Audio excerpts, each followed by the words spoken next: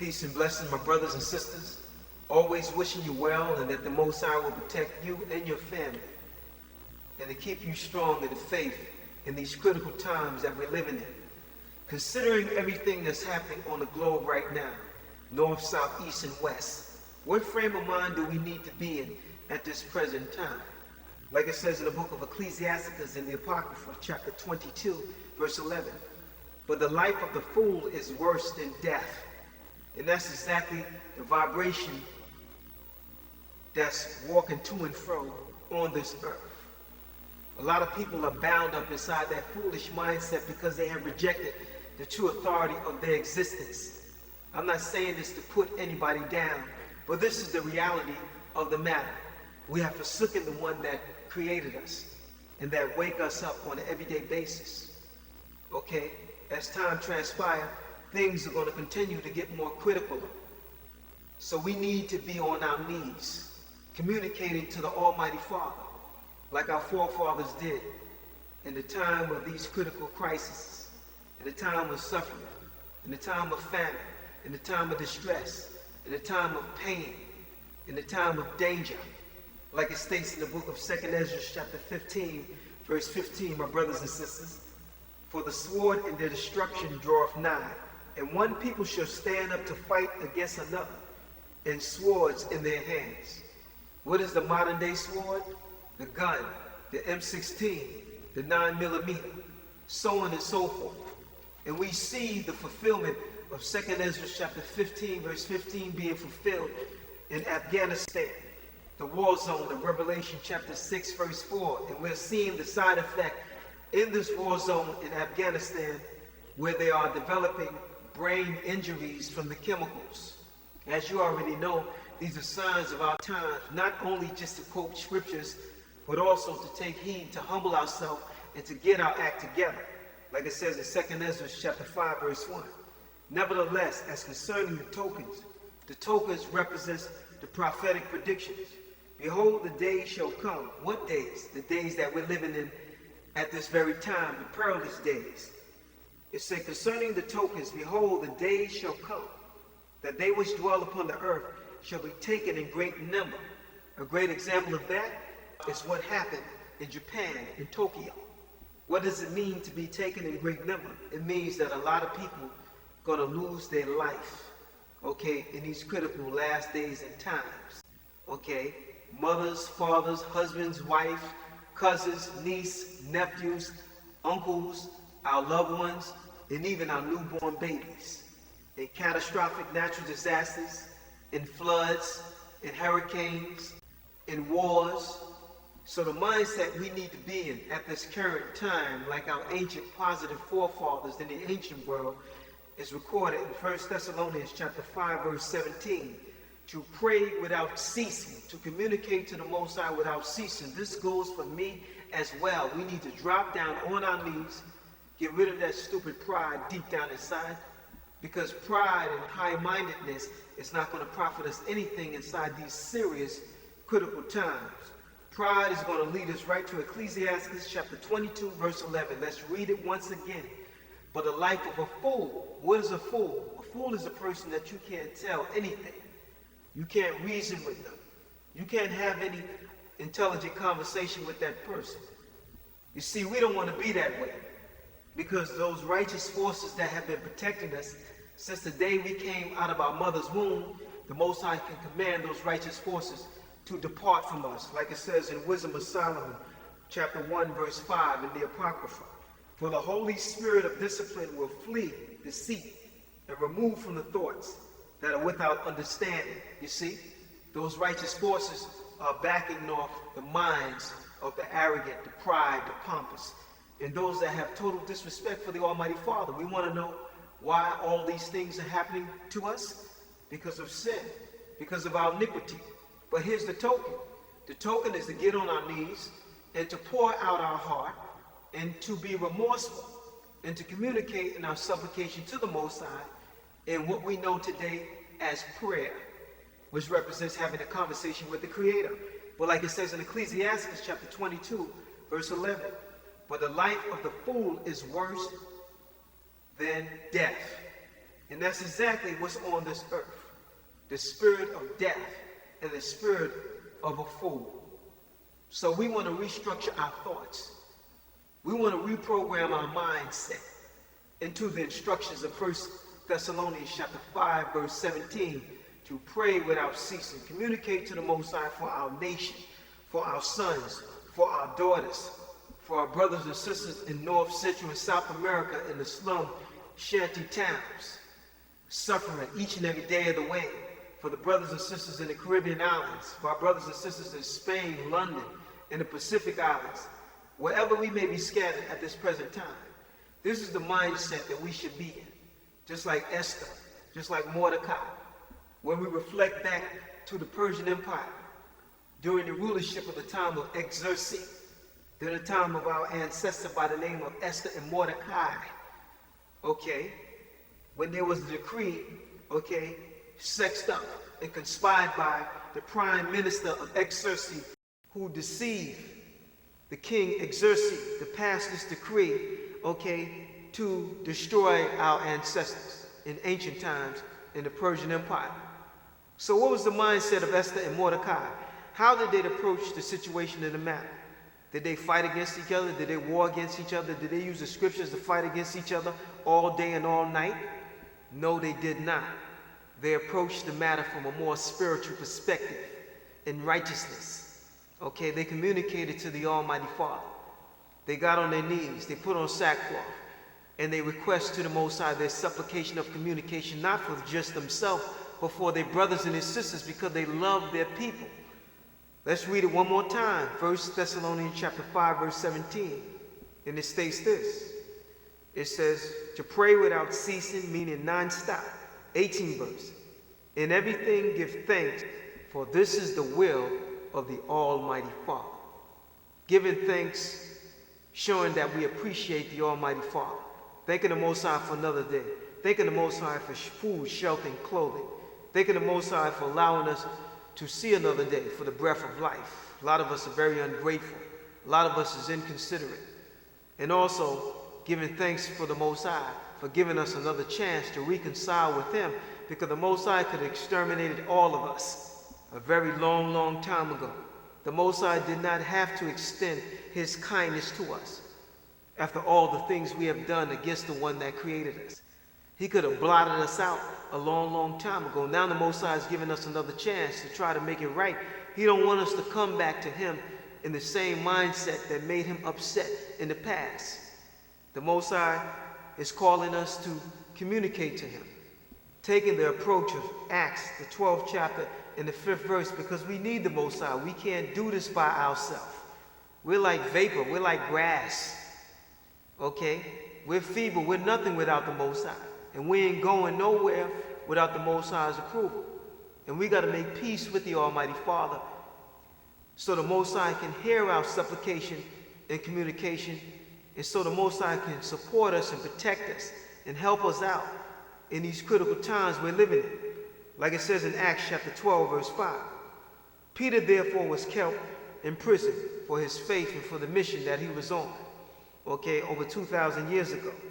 Peter therefore was kept in prison, but prayer was made without ceasing of the church unto the Most High for him when he was locked up in prison. What did our forefathers do? Did our forefathers ignore the matter? Did they only care about me, myself, and I? No, there were certain righteous women and righteous brothers of our ancestors. Okay, they went into supplication and communication with the Most High to ask the Most High to redeem and to protect Peter, okay, our past ancestors, and to redeem him from his situation and circumstances. This is the right approach. This is the right mindset. A lot of us have all kinds of conditions and a lot of situations. A lot of us are bound up spiritually by the demon forces that's walking on this earth in the twilight, seeking who the demon forces can devour and destroy, getting inside the minds of our sons and daughters, and even some of the women of our nation and the men and the other nations as well.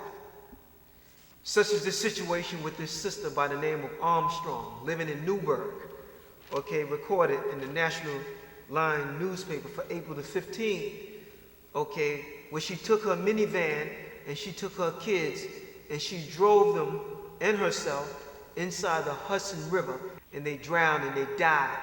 Okay? One of her sons survived. He climbed out the window and he swam ashore. His name was LaShawn.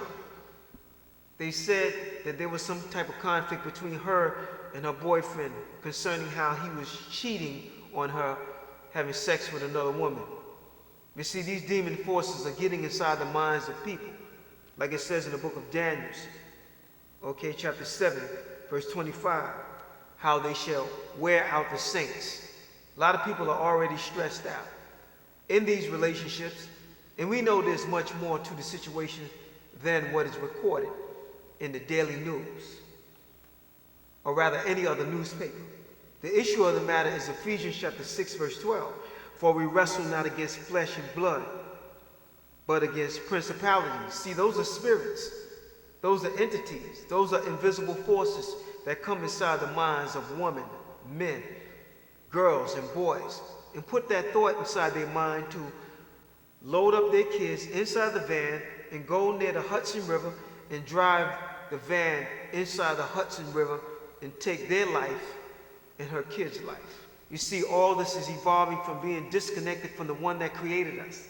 We don't communicate to the one that created us anymore. We don't respect the one that created us anymore. We don't respect the one that woke us up this morning anymore. So we seriously need to get on our knees and get connected, so we won't be the next victim of these circumstances, because a lot of things is going to happen in these times that we're living in. And without the Most High Creator protecting you, and if the Most High don't grant us favor and mercy, because without the Most High we ain't nothing, no matter how bad we think we are, no matter how tough we think we are. If the Most High divine protection is not over our soul and His mercy is not over our soul, we're going to have a lot of problems. It's not about the strife and the argumentation.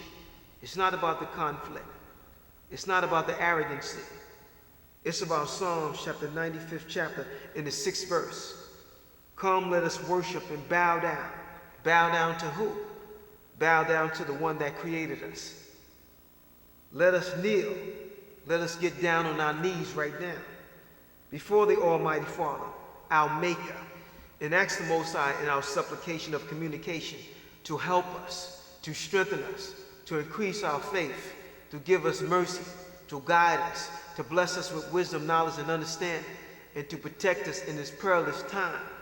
Because you got radiation floating in the air. The water is polluted, the air is polluted, the food is polluted. If it wasn't for the Most High, we would all be dead. There's nothing but problems down here.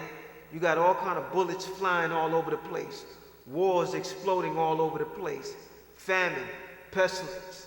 Many women of our nation is going crazy. Many men of our nation is going crazy. The kids is going crazy.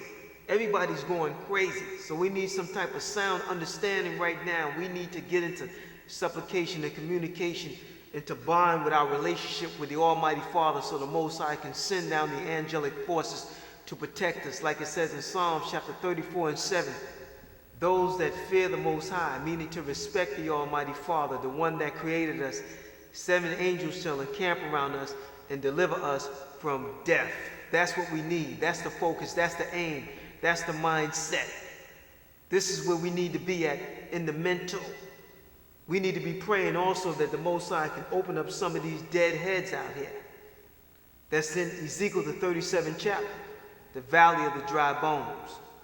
So we reflect on the Persian Empire during the kingship rulership of Xerxes, when death was staring Esther and Mordecai in the face through this conspiracy plot of Haman, the prime minister of Xerxes, to exterminate, to kill Mordecai, Esther, and our ancestors off the face of the earth.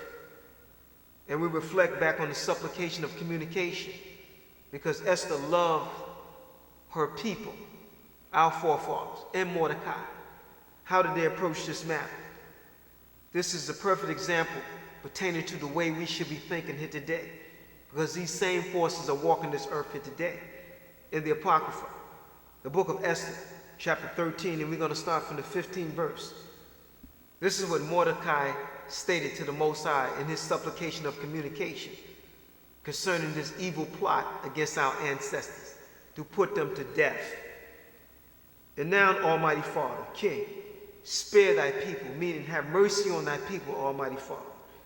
For their eyes are upon us, meaning the Persian Empire was conspiring to kill Mordecai, Esther, and our other ancestors in the ancient times. For their eyes are upon us, because there was the decree sent forth throughout the Persian Empire to destroy Mordecai and our ancestors, because they would not bow down to the order of Haman, who was a wicked man, and he wanted Mordecai to bow down and basically worship him. For their eyes are upon us, to bring us to naught, meaning to bring us to nothing, to destroy us. Yea, they desire to destroy thy inheritance. This is Mordecai in his supplication and communication, talking to the Most High, pouring out his heart, asking the Most High to have mercy on us, on our past ancestors. This is where we at. This is the mindset. This is the focus. This is the aim. Yeah, they desire to destroy the inheritance that have been thine from the beginning. 17th verse. Hear my prayer, O Creator, Most High of the universe, and be merciful, Almighty Father of the universe, unto thy inheritance, unto us, unto me, unto you, unto the brothers in North, Central, and South America, Spain, England, London. Some brothers are in China.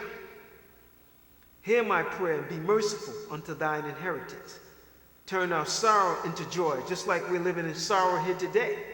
Suffering, overwork, underpaid, injustice, no love, no peace, no joy, just headaches and hardship.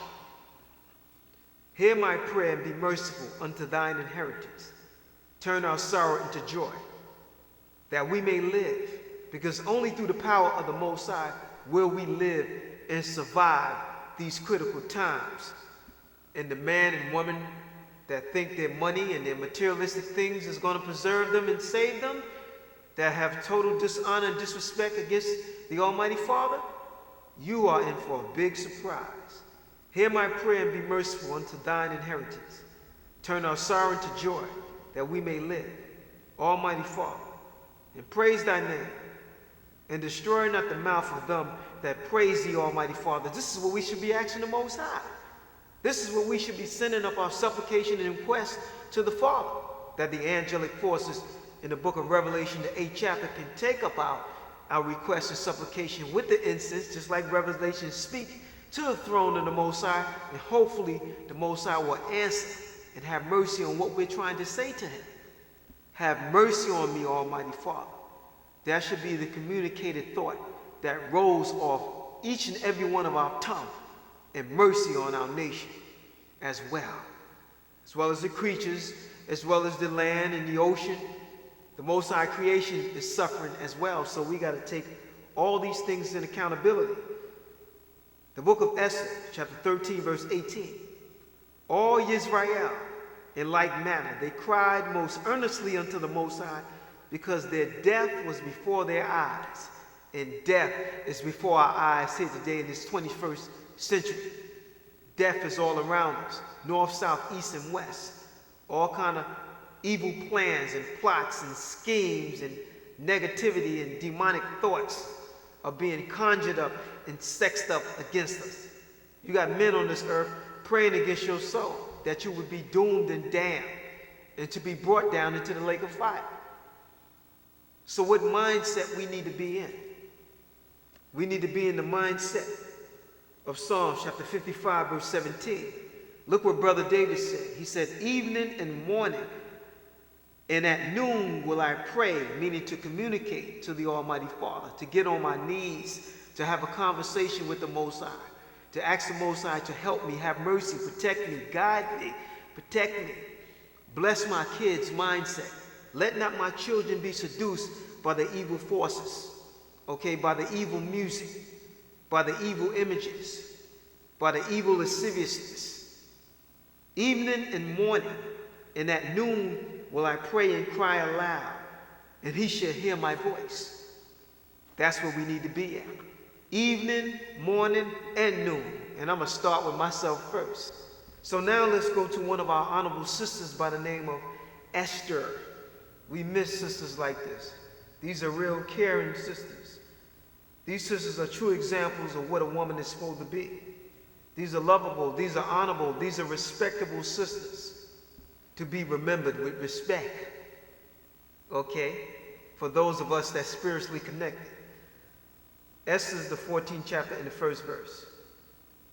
Queen Esther also being in fear of death, because the Persian Empire had power to put our ancestors to death. She resorted unto the Most High. No, she didn't resort to man. She didn't resort to her bank account. She didn't trust in materialistic things because they were spiritually inclined. Esther was a spiritual woman. She was a woman of intelligence, a woman of integrity, a woman of honor, a woman of dignity and respect, a woman that loved the people of her nation. Queen Esther, also being in fear of death, resorted unto the Most High. So she had a conversation with the Almighty Father, which we call prayer. And she laid away her glorious apparel. That's what a lot of us need to do today. We need to put aside, okay, our apparel, our flashy apparel. And she put on the garment of anguish, meaning like sackcloth. A lot of us need to go into sackcloth and follow these same exact examples for us that really care about the crisis of this nation. Let me read that once again. Esther's the 14th chapter and the 2nd verse. In Esther, she laid away her glorious apparel. You know how you sisters like to dress and look flashy. And put on the garment of anguish, meaning the garment of supplication, the garment of mourning and mourning. And instead of precious ointment, she covered her head with ashes and dung. You know what dung is. And she humbled her body greatly. In all the places of her joy, she filled with her torn hair. So she began to tear the hairs out of her head. Not all of the heads, and she put on sackcloth, okay? And she began to cry to the Most High for her nation, for her brothers, for her sisters, and their sons and their daughters, for the Most High to deliver us from this evil crisis of the Persian Empire, who is seeking to kill Mordecai, Esther, and our forefathers in the Persian Empire. And that same spirit is on the earth here today. So any brother or sister that's spiritually connected and love their people and that's concerned about their people will really consider this approach, including myself, that we need to incorporate this with a quickness inside our life and take this example, okay, and take this torch and run with it, because we're going to need this. Look at the things that's all around us. Look at all the spirits that's in opposition against everything that's right. We can't do this on just the account of just quoting verses and quoting scriptures. Any man that don't have, or woman that doesn't have the love for his people, his brother or sisters, okay, that think this is just about quoting verses and scriptures, you are terribly in the wrong frame of mind. Like it says in Esther chapter 14, let us continue. The 3rd verse. And she prayed unto the Most High of Israel, saying, Almighty Father, thou only art our King. Help me, desolate woman, which have no help but thee. And that's exactly the frame of mind that we need to be in.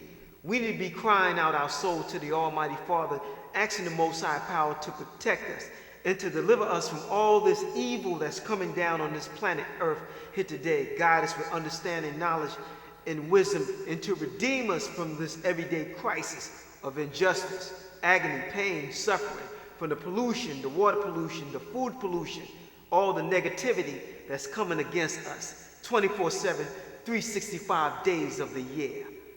The book of Luke, chapter 21, verse 36 states, Watch ye therefore, and pray always, that ye may be accounted worthy to escape all these things that shall come to pass, and to stand before the Son of Man, the King of Kings.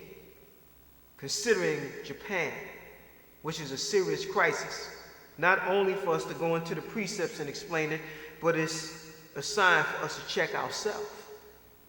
It's a sign for us to take correction. It's a sign for us to humble ourselves. It's a sign for us to get on our knees It's a sign for us to take correction. It's a sign for us to get it together. Like it says in Matthew chapter 24, verse 8, all these are the beginning of sorrow. What's going on in Japan is an example of that sorrow from the radiation side effect, which radiation is like a silent ninja. You can't see it in a physical form, but it gets inside your bloodstream and it affects your thyroid. It causes leukemia problems in process of time. It causes cancer to affect your children and the elderly. Look at the New York Times and look at all the faces of the little children that died in the earthquake and the flood. Look what happened to the people that was living close near the nuclear plants. Luke 21:25 says, there shall be many signs. This is one of them. Those that was living close to those nuclear reactors, all the hairs on their head fell off. And their body, their immune system, just collapsed and clapped down, just like a building being demolished. In other words, they died. Matthew 24, verse 8. All these are the beginning of sorrow. And that radiation, it travels from one location to another. The air carries it from one location to another. It drifts from here to there and everywhere. You see, like I said before, it gets absorbed inside your lungs when we inhale, and it gets inside the woman's breast, and it can mutate into cancer. This is critical. This is serious. This is why we need the Most High to help us and to protect us. It's nothing but danger all around us. It's nothing but a bear trap danger zone. You got these nuclear plants surrounding all around us. You see, it also affects the bones. It also can affect the kidneys. It also can affect the semen, which will also cause some serious birth defects towards the newborn baby. Like I said before, it's traveling throughout the air. Okay? Look at what's going on in Japan, Fukushima, like it states in the book of Lamentations, chapter 3:22. It is of the Most High Creator's mercy that we are not consumed, because his compassion fail not. And that's the only reason why you and I are still living. Look at all the poison we've been sucking up throughout the years. Mercury, lead, okay, the water's messed up, the food, the air. We got all kind of mercury and lead, okay, inside our physical body, which is not good for us. Now you got this radiation drifting through the air. So it's time to make a U-turn and do a reality check, because Matthew chapter 24 and 22 is where we are at this present time. And except those days should be shortened, there should no flesh be saved. You see? Because the things that's on this earth is killing us. If the food ain't killing you, the water's killing you. If the water ain't killing you, the air is killing you. If the air, the toxin, and all the germs ain't killing you, okay, they killing you with the gunshot bullet blast. And then you got a whole posse of enemies, north, south, east, and west, that's conspiring evil against you, even when you're trying to live upright. So this is what we got to gird our mind up into. For us that's spiritually minded and that's connected. And we got to focus our mind in this direction and understand what we really up against and what forces that we fighting up against that's inside the minds of man, woman, and child. Okay? That's trying to overthrow us and lead us astray, and it's using the scriptures to divide us. So with that, I'm going to say peace, love, strength, and honor. May the Most High protect you and watch over you. And may the example of Psalms chapter 55, verse 17, dwell inside your mind at all times. Evening and morning, and at noon will I pray and cry aloud, and he shall hear my voice.